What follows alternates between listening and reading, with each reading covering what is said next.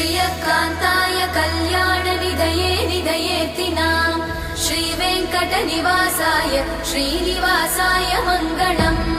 लक्ष्मी सविभ्रमालोकसुभ्रूविभ्रमचक्षुषे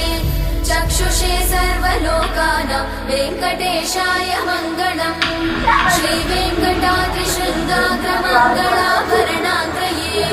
मङ्गलानां निवासाय श्रीनिवासाय मङ्गलम् सर्वावयव सौन्दर्य सम्पदा सर्वचेतसां